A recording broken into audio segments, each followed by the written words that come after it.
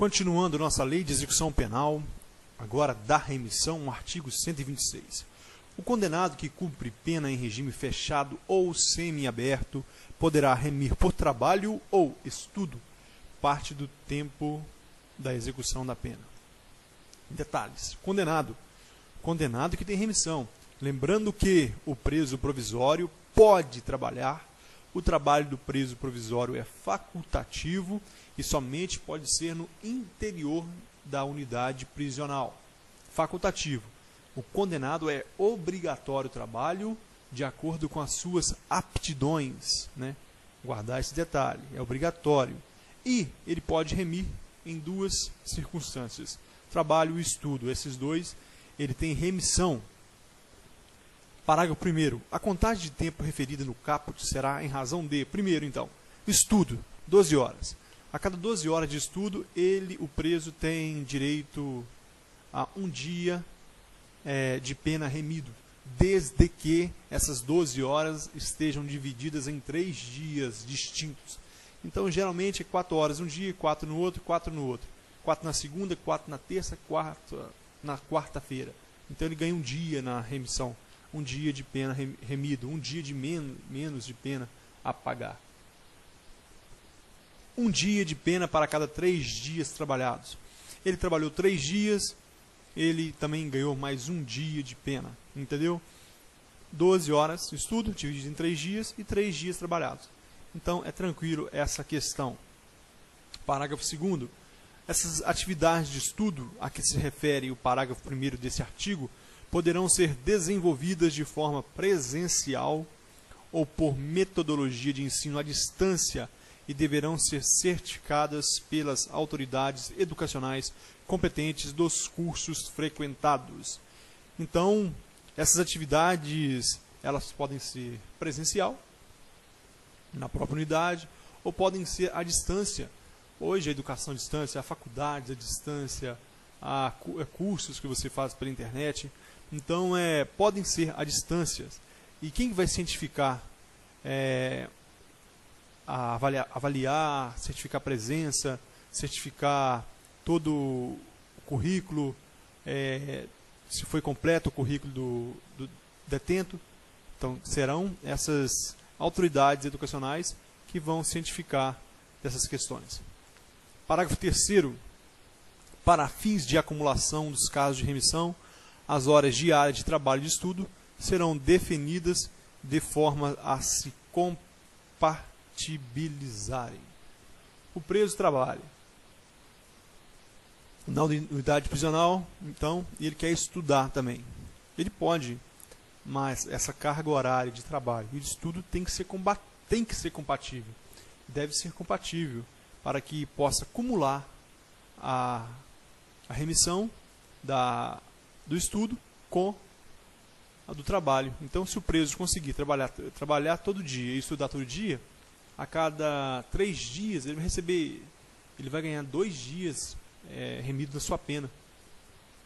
O dos 3 dias de trabalho, que ganharam um dia, e mais as 12 horas dividido em 3 dias do estudo, que também vai ganhar mais um dia. Então, a cada 3 dias, ele vai ganhar 2 dias de remissão.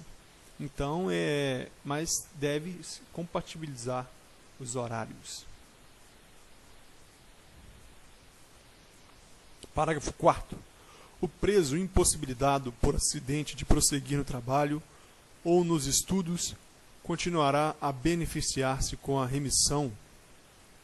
Então, o preso que está trabalhando, sofreu um acidente de trabalho, não pode trabalhar por causa desse acidente, por exemplo, ele então a cada 3 dias continuará recebendo a remissão. Assim como o estudo, se ele sofreu um acidente, está impossibilitado, ou doença, ou qualquer outro motivo, impossibilitado de estar estudando, então a cada 3 dias ele também receberá, será computada esse tempo de remissão. Parágrafo 5º. O tempo a remir em função das horas de estudo será acrescido de 1/3 no caso de conclusão do ensino fundamental, médio ou superior durante o cumprimento da pena, desde que certificada essa conclusão do ensino fundamental ou médio ou superior durante o cumprimento da pena por órgão competente do sistema educacional. Então, pessoal, esse parágrafo 5º. O preso estudou ali 90 dias computados, e ele remiu ali 30 dias, né? Em cada 3 dias, dividido por 4 horas ali, por exemplo, as 4 horas, se pegarmos por exemplo, então ele ali remiu, desses 90 dias, remiu 30 dias, então 30 dias a menos de pena a cumprir. Se ele conclui o ensino fundamental, se ele, ao final ele para de estudar porque ele concluiu o ensino fundamental e o órgão da educação envia o certificado para ele, ele ganha mais 1/3 desse tempo a remir. Então, se ele tinha 90 dias ali, ele vai ganhar mais 1/3 desses 90 dias, desse tempo a remir. Então, guardar esse detalhe, esse 1/3, sempre que ele conclui o ensino fundamental, médio ou superior, durante o cumprimento da pena, ele tem então essa 1/3 a mais então, de benefício na sua remissão. Guardar que fundamental, médio ou superior, né? Guardar esses detalhes. Então aqui não entra o curso profissionalizante.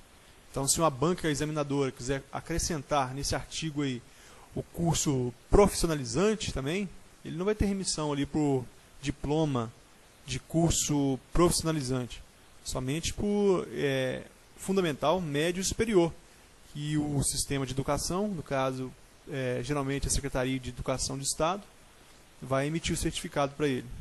Ele vai ganhar mais 1/3, então. Parágrafo 6º. O condenado que cumpre pena em regime aberto ou semiaberto e ou que usufrui de liberdade condicional poderão remir pela frequência a curso de ensino regular ou de educação profissional, aqui entra o profissional, parte do tempo da execução da pena ou período de prova, observado o disposto no inciso 1 do parágrafo 1º desse artigo. Então, pessoal, esse condenado que está em regime semiaberto ou aberto, ele tem liberdade de frequentar unidades de ensino sem a vigilância. Então, ele vai estudar lá e ele vai ter remido parte do tempo da sua pena, né? E o que está esse inciso 1º do parágrafo 1º que refere? São as 12 horas. As 12 horas que serão, a cada 12 horas, então, de ensino, de estudo, dividida em 3 dias no mínimo, então ele terá computada um dia a menos para ele pagar de pena, né? Um dia a mais a sua pena computada. Parágrafo 7. O disposto nesse artigo aplica-se às hipóteses de prisão cautelar. Quais são as prisões cautelares, né? São a provisória, a preventiva. Então, são prisões cautelares, entre outras, né?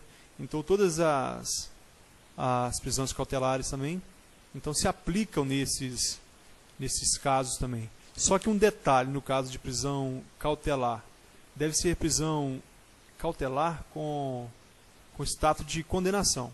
Como assim? Enquanto ele estiver preso provisoriamente, essas horas de estudo serão computadas. Mas só em caso de condenação que ela terá um valor. Porque se ele está, por exemplo, numa prisão preventiva, né? Ele não está ali, não foi ainda dar a sentença. Então, as horas de remissão, seja por trabalho, seja por estudo, não poderão ser computadas porque não há uma condenação ainda. Nem sabe se ele vai continuar preso, porque ele está em prisão preventiva. Então, vindo uma condenação, então aí será computada essas horas de estudo durante a sua cautelar. A remissão será declarada pelo juiz de execução, ouvidos o Ministério Público e a defesa. Quem declara? O juiz. Quem escuta? O Ministério Público e a defesa. Sempre os dois, né? Então, só que terá ali, lembrando aquele detalhe, em caso de conclusão de curso, será certificada pela unidade de ensino, né? Para que seja somado ainda 1/3 da pena. Esse 1/3 também é declarado pelo juiz e também é ouvido o Ministério Público e a defesa.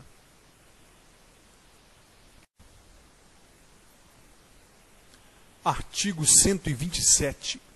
Em caso de falta grave, o juiz poderá revogar até 1/3 do tempo remido, observado no disposto do artigo 57, recomeçando a contagem a partir da data da infração disciplinar.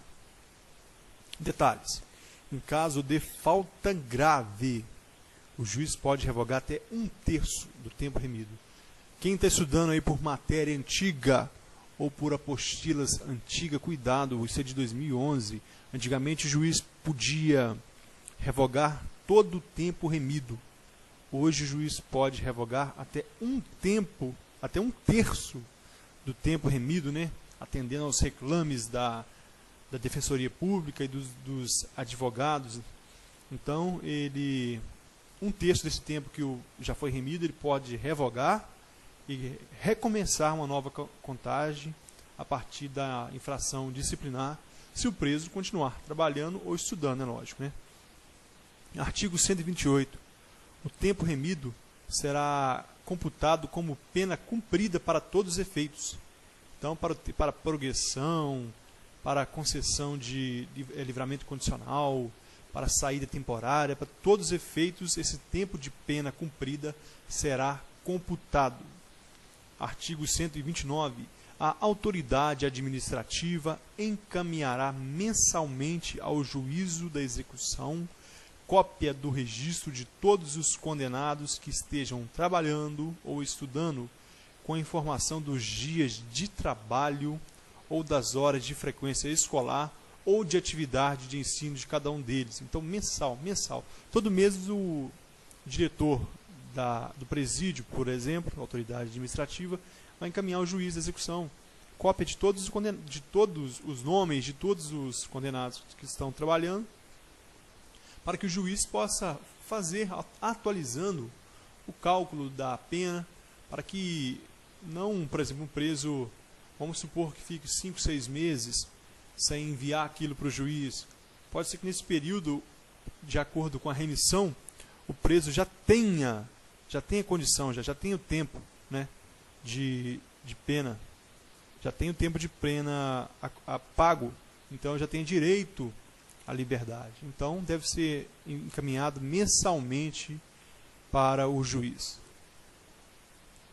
O condenado autorizado a estudar fora do estabelecimento penal deverá comprovar mensalmente, por meio de declaração da respectiva unidade de ensino, a frequência e o aproveitamento escolar.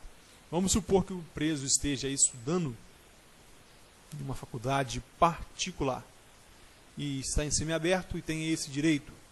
Todo mês ele deve comprovar na unidade prisional que o tempo que ele esteve fora, ele estava presente, que ele estava cumprindo ali, e deve ter bom aproveitamento escolar.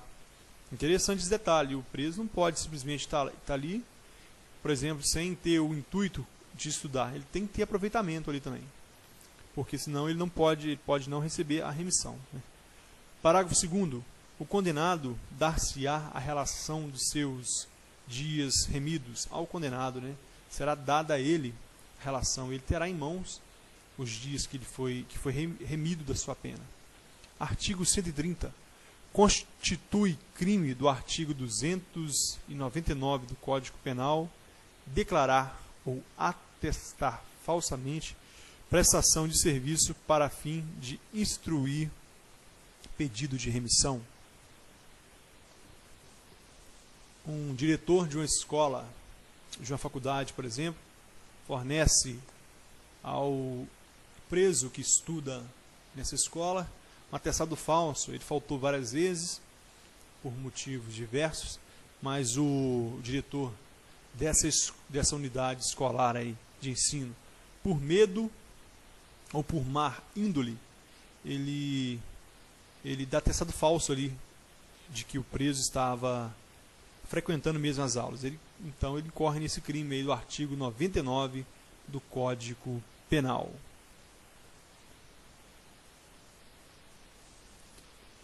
Do livramento condicional, artigo 131.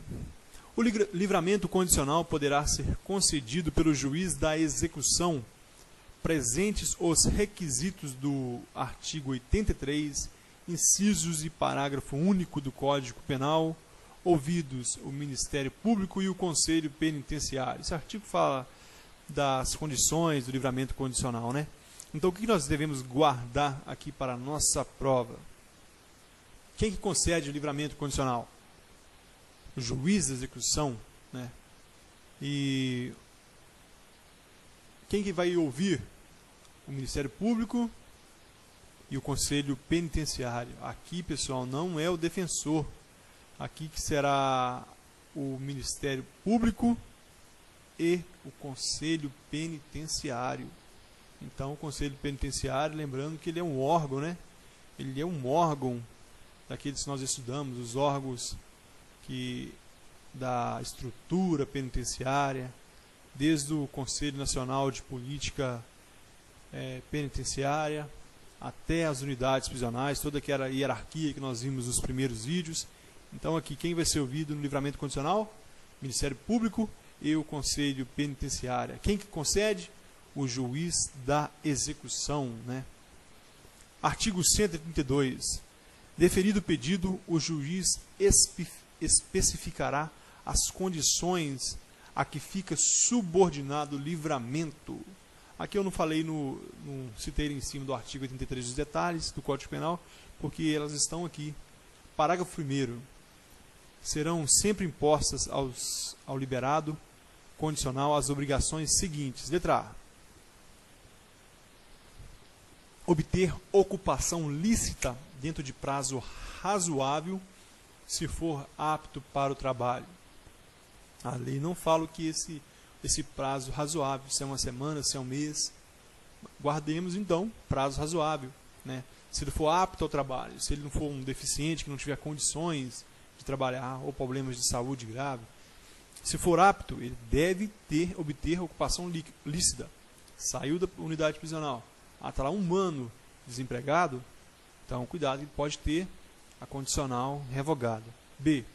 Comunicar periodicamente ao juiz a sua ocupação, pegadinha de concurso. Comunicar periodicamente ao juiz.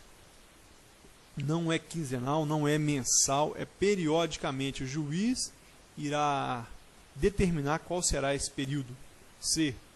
Não mudar do território da comarca do juízo da execução sem prévia autorização dele. Não é impossível que ele mude. Ele pode mudar? Pode, desde que o juiz autorize essa mudança. Poderão ser ainda impostas ao liberado condicional, entre outras obrigações, as seguintes. Vamos voltar. Aqui nós estamos falando, pessoal, de condições obrigatórias. Essas são as condições obrigatórias. Ocupação lícita, comunicar periodicamente ao juiz sua ocupação e não mudar do território da comarca sem autorização.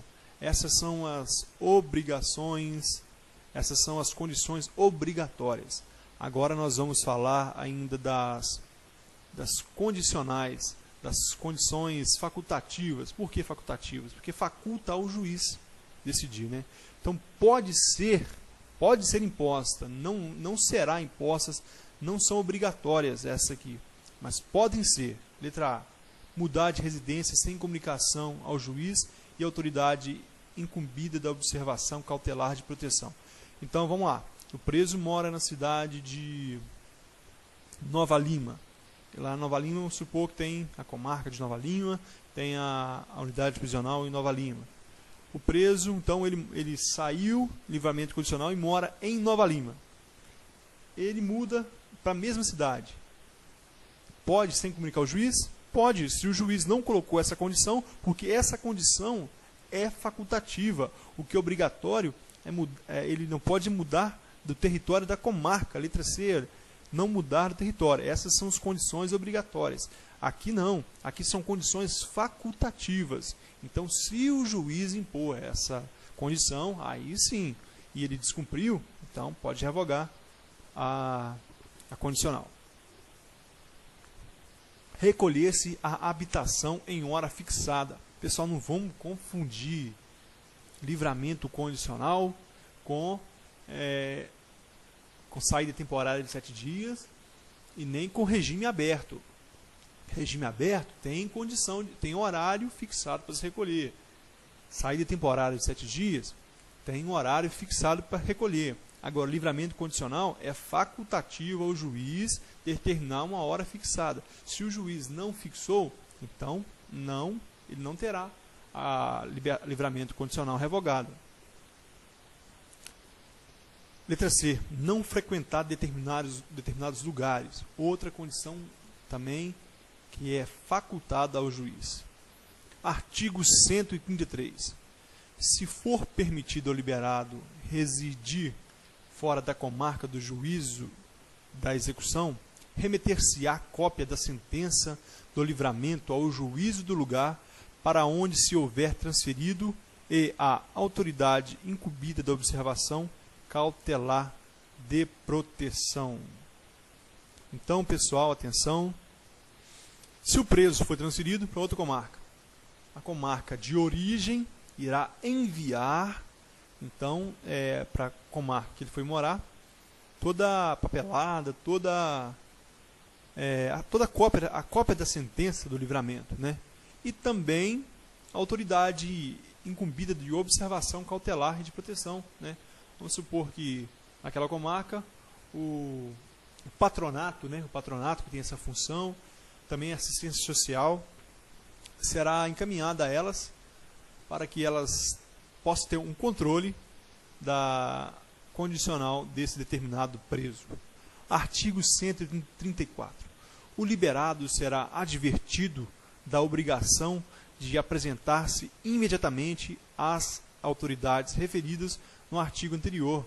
Então, aí será a ele, o preso foi para outra comarca, o juiz da comarca de origem irá advertir a ele: você tem que apresentar lá no juízo da comarca, você vai imediatamente, e também a autoridade de fiscalização, para que eles possam fazer um cadastro seu, para que ele possa ter todo o acompanhamento. E para que eles possam passar para você as condições que são comuns naquela comarca. Talvez as condições facultativas da comarca de origem são diferentes das condições facultativas da comarca posterior a qual o preso será encaminhado, né? 135. Reformada a sentença denegatória do livramento, os autos baixarão ao juízo da execução para as providências cabíveis. Então, foi negada primeiramente o pedido de livramento, mas foi reformada a sentença. Então, os autos baixarão ao juízo de execução para que sejam tomadas providências cabíveis, que no caso serão as condições dadas ao liberando. Né? Poderão-se ainda, isso nós já lemos, isso aí muda a slide. Concedido o benefício, será expedida a carta de livramento com a cópia integral da sentença em 2 vias, remetendo-se uma à autoridade administrativa incumbida da execução e a outra ao conselho penitenciário. Se o detento estiver na unidade prisional, no presídio, por exemplo, será ele, ao diretor do presídio, encaminhando, e outra ao conselho penitenciário. Então, 2 vidas serão encaminhadas a esses 2 órgãos que têm mais como fiscalizador e o outro como executor, né, da medida de liberação. No caso, o Conselho Penitenciário, que tem mais a função de fiscalização, né, e a autoridade administrativa, no caso de presídio, de albergue, que terá a função de executar essa liberdade condicional. Artigo 137.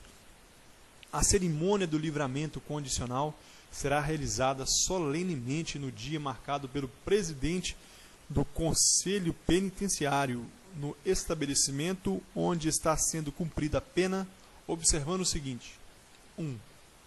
A sentença será lida ao liberando, na presença dos demais condenados, pelo presidente do Conselho Penitenciário ou membro por ele designado ou na falta pelo juiz. 2. A autoridade administrativa chamará a atenção do liberando para as condições impostas de livramento. 3. O liberando declarar suas aceitas condições. O liberando, o preso, gente, que está saindo de liberdade condicional, ele deve declarar que aceita as condições, seja as condições obrigatórias que nós falamos, por exemplo, não mudar de comarca, e as facultativas, por exemplo, não frequentar determinados lugares. Então, o preso deve declarar que aceita essas condições. Pessoal, aí em cima, essa questão do inciso 1, vamos voltar lá. A sentença será lida ao liberando na presença dos demais condenados pelo presidente do Conselho Penitenciário ou membro por ele designado ou na falta pelo juiz. Guarda isso aí, mas eu não tenho certeza se isso realmente acontece. Pelo menos aqui no interior do estado isso não acontece, né? Lá o juiz mesmo que assina, por escrito, que envia a questão da liberdade condicional, e a autoridade administrativa encaminha, né, coloca as condições, apresenta para ele as condições e ele assina o ciente. Então, na realidade também, se o juiz for ler todas, está pessoalmente lendo todas as liberdades, as liberações condicional, ele vai fazer outra coisa, né? A autoridade, mas para a prova nós devemos guardar isso. Então vamos ler mais uma vez, pausadamente, porque nós temos que guardar para a prova. A sentença será lida ao liberando, na presença dos demais condenados, pelo presidente do Conselho Penitenciário, ou membro por ele designado, ou na falta pelo juiz, né? Então, primeiro, presidente do Conselho Penitenciário, ou por membro por ele designado, ou na falta pelo juiz, né? A gente poderia, mas não podemos acrescentar até na falta dele pela autoridade administrativa, que geralmente faz isso, mas vamos ficar nesses três aí. Presidente do Conselho Penitenciário, membro designado ou pelo juiz. A autoridade administrativa chamará a atenção do liberando para as condições impostas na sentença de livramento. O diretor, né, da unidade prisional ali, presta atenção aqui, preso. Você tem que cumprir isso, isso, isso e isso. Ele vai declarar que aceita, e, de tudo em nível próprio, será lavrado termo subscrito por quem presidir a cerimônia e pelo liberando, ou alguém a seu rogo, se não souber ou não puder escrever. Parágrafo 2º. A cópia desse termo deverá ser remetida ao juiz da execução. O diretor da unidade prisional passa as condições para ele, ele assina e é enviado ao juiz da execução a cópia, então. Artigo 138. Ao sair o liberado do estabelecimento penal, ser-lhe-á entregue, além do saldo de pecúlio do que lhe pertencer, uma caderneta que exibirá a autoridade judiciária ou administrativa sempre que lhe for exigida.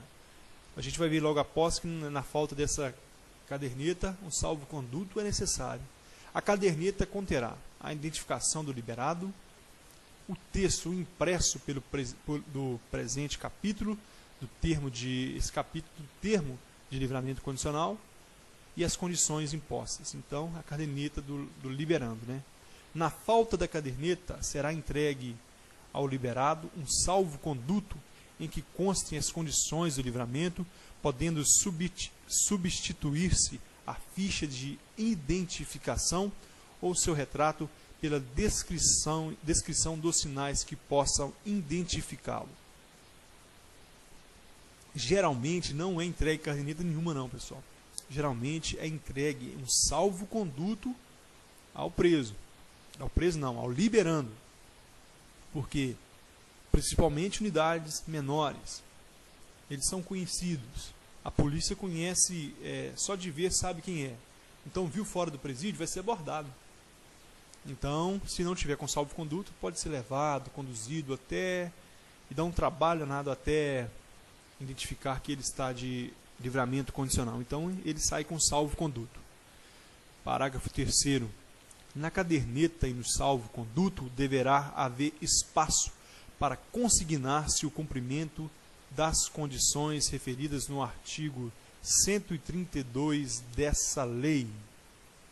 Então, nessa caderneta ou no salvo-conduto, haverá um espaço ali que será escrito as condições do artigo 132. Quais são as condições? São aquelas condições obrigatórias e facultativas que nós falamos. Obrigatórias: comunicar ao juiz periodicamente sua ocupação, onde você está, ocupação lícita e não mudar da comarca sem comunicar. Então são essas três obrigatórias: comunicar periodicamente ao juiz, ocupação lícita e não mudar da comarca. Essas são as obrigatórias. E mais as facultativas também que nós falamos. Entre elas, não mudar de residência na mesma comarca, não frequentar determinados lugares. Então esses itens devem estar citados aí na caderneta ou no salvo-conduto do preso, do liberando. Artigo 139. A observação cautelar e a proteção realizadas por serviço social penitenciário, patronato ou conselho da comunidade terão a finalidade de... Agora vamos falar das finalidades, então, do serviço prestado pelo serviço social, pelo conselho da comunidade e também pelo patronato, que tem... Então, são funções deles. Primeiro, dos três em comum, fazer observar o cumprimento das condições especificadas na sentença concessiva de benefício, proteger o beneficiário, orientando na execução de suas obrigações e auxiliando na obtenção de atividade laborativa. Pessoal, um detalhe que a gente tem que levar em conta é o seguinte: eu que trabalho há 4 anos como agente penitenciário, a gente observa muitas coisas. A gente observa que grande parte dos presos não tem instrução de ensino nenhuma. Alguns são analfabetos mesmo e possuem pouca habilidade de compreensão.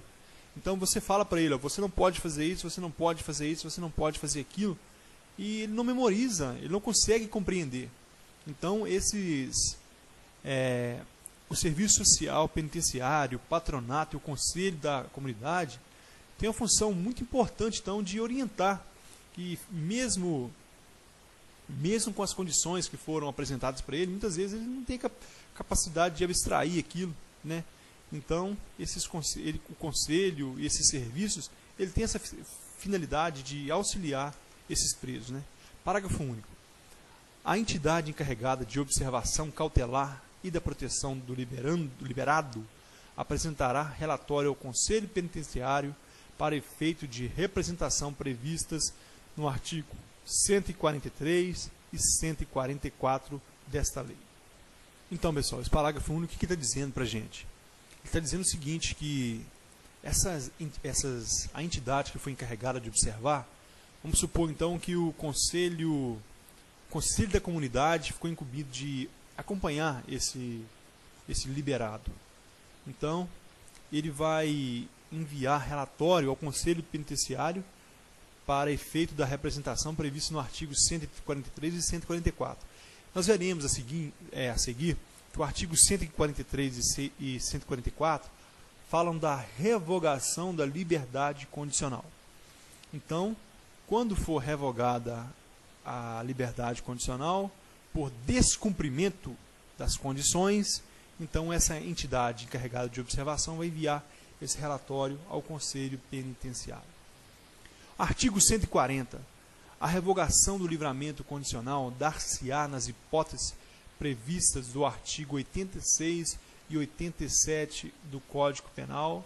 Para nós e para nossa prova, pessoal, vamos guardar somente as condições obrigatórias e guardar que existem condições facultativas. Questão de Código Penal aqui, para você que vai fazer uma prova da Polícia Federal e outra prova que cai a lei de execução penal, que não seja agente penitenciário, aí vale a pena você dar uma lida lá. mas você verá que será muito próximo daquilo que a gente está estudando aqui. Parágrafo único. Mantido o livramento condicional, na hipótese de revogação facultativa, o juiz deverá advertir o liberado ou agravar as condições. O preso, agente penitenciário fala preso, né? O liberado está cumprindo condição. E o juiz aplicou para ele uma condição de recolher às 20 horas todo dia em sua casa, uma condição facultativa. O liberado não cumpriu. O juiz, veja como é tão facultativa essa questão, que até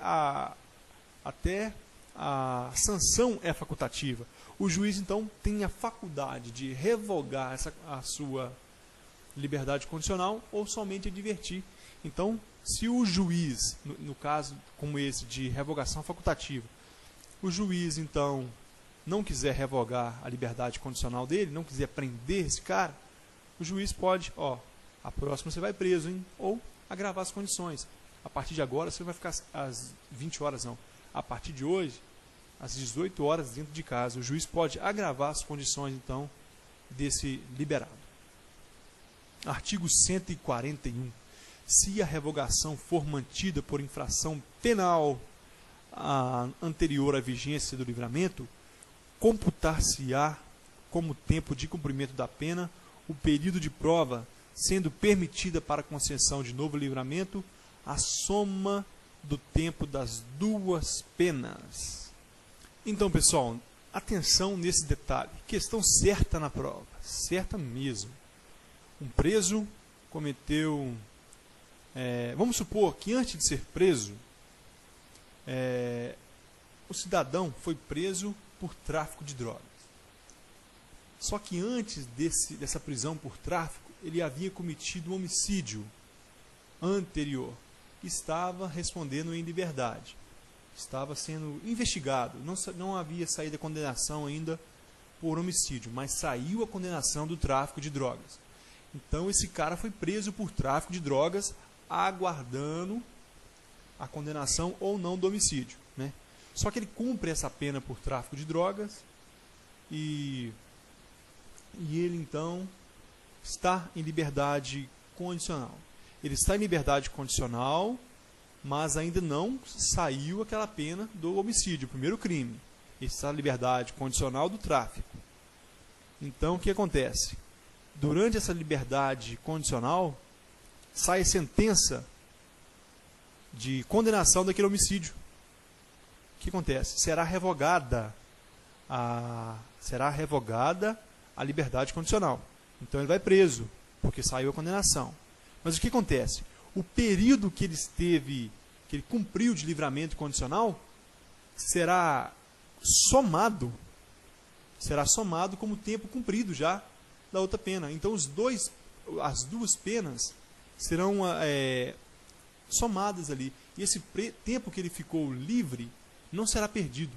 Se ele ficou 1 ano cumprindo liberdade condicional, aquele 1 ano ali será computado como tempo de prisão, tempo pago de pena. Então, nesse caso, preste atenção que haverá outro caso diferente. Nesse caso, esse tempo que ele esteve livre, que ele esteve em liberdade condicional, será computado como tempo de pena paga. Vamos ler mais uma vez para a gente entender, se ficou alguma dúvida, né? Como não há retorno imediato aqui, vamos ler mais uma vez. Se a revogação for mantida por infração penal anterior à vigência do livramento, computar-se-á como tempo de cumprimento de pena o período de prova, sendo permitida para concessão de novo livramento a soma do tempo das duas penas. Então é isso. O tempo então que ele ficou cumprindo prova, a liberdade, será somado ali como tempo de pena paga, né? E pode somar-se então nesse caso as duas penas para que haja para a computação de uma nova liberdade condicional. Artigo 142. Vejam como é amplo esse assunto de liberdade condicional, né? No caso de revogação por outro motivo, não se computará na pena o tempo que esteve solto ou liberado, e tampouco se considerará em relação à mesma pena novo livramento. Pessoal, olha como é muito mais gravoso esse caso. No caso anterior, o cidadão foi preso por tráfico de drogas e cumpriu sua cadeia, saiu livramento condicional. Durante o período de liberdade condicional, ele foi condenado por um crime anterior ao tráfico de drogas, que foi o crime de homicídio. O que acontece? Há benefícios, pode somar as duas para acumular. O tempo que ele ficou em liberdade condicional será aproveitado, não vai ser descartado aquele tempo, mas olha como é mais gravoso nesse caso aqui. No caso de revogação por outro motivo, qual outro motivo? Pode ser inúmeros motivos, por exemplo, outro crime, ou revogação obrigatória, aqueles casos, não apresentou periodicamente. Então, o que acontece? Esse tempo é perdido. Esse tempo que o preso esteve solto, ele não será computado, né? E tampouco será concedido em relação à mesma pena outro livramento.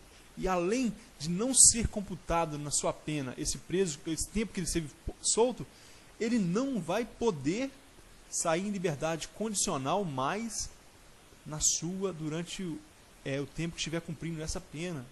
Então acabou, ele não terá mais direito à liberdade condicional. Ele vai ter que cumprir a pena toda, ou no regime semiaberto, fechado ou aberto. Liberdade condicional não terá mais. No caso passado, não. Se o crime foi anterior, poderá ter, mas aqui não. Então, detalhes. Você então que estiver estudando com esse vídeo, estiver estudando com a gente, você, ao final, você volta nesses dois artigos, os artigos que nós acabamos de ler, e nesse artigo nós lemos agora. Então você volta no artigo 141, leia, releia, porque a mãe do ensino é repetição. Porque esse artigo 141 e 142, se eu fosse examinador de banca, eu faria várias questões só com esses dois itens, porque são muito interessantes e há uma capacidade imensa de várias questões, né? Então, guardar esses detalhes. O 142 é muito mais gravoso do que o 141. Artigo 143. A revogação será decretada a requerimento do Ministério Público mediante representação do Conselho Penitenciário ou de ofício pelo juiz ou o liberado. Pessoal, preste atenção. Ministério Público, promotor de justiça pode pedir a revogação. O Conselho Penitenciário, como órgão fiscalizador, ele pode pedir a revogação.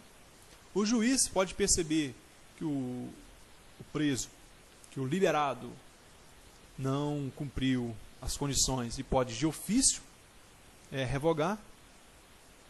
Ouvido o liberado. Em todos os casos será ouvido o liberado.